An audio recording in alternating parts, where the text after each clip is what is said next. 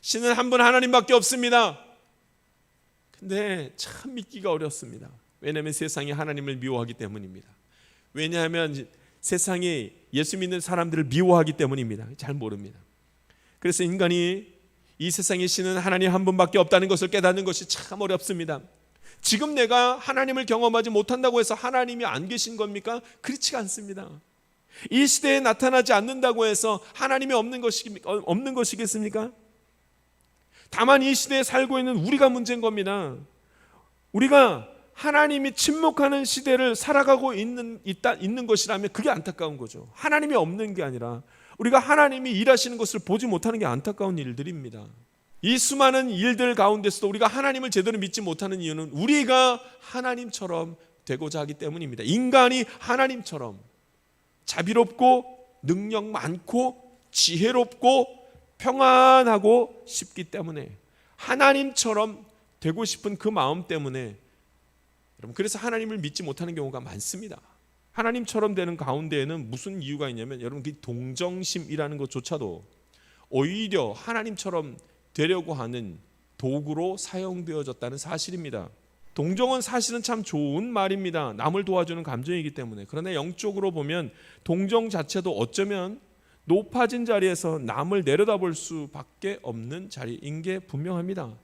하나님을 믿을 수 있는 자리가 아니라 하나님처럼 높아진 자리에서 가질 수 있는 생각이기도 합니다.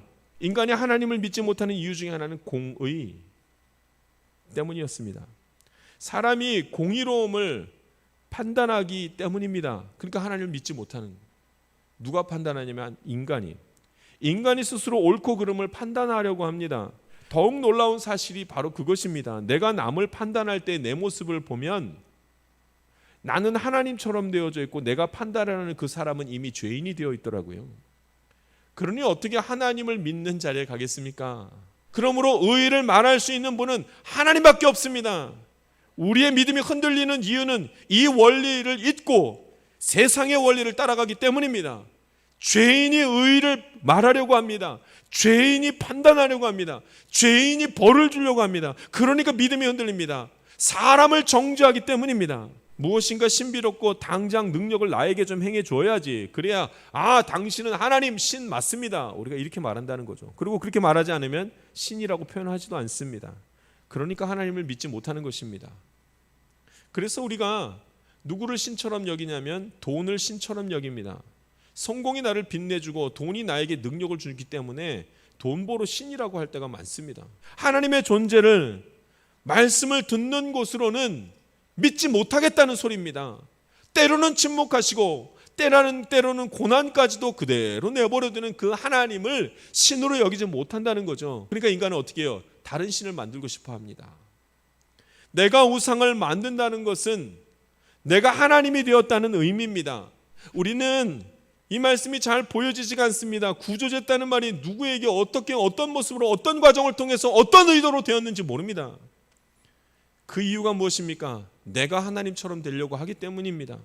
높은 자리에 가지 맙시다. 나를 영화롭게 하는 자리를 조심합시다. 그 자리에 가면 하나님이 잘 보이지 않습니다. 하나님이 잘 믿어지지 않으면 기다립시다. 하나님이 존재하지 않은 것이 아니라 내가 잘 믿어지지 않을 뿐입니다.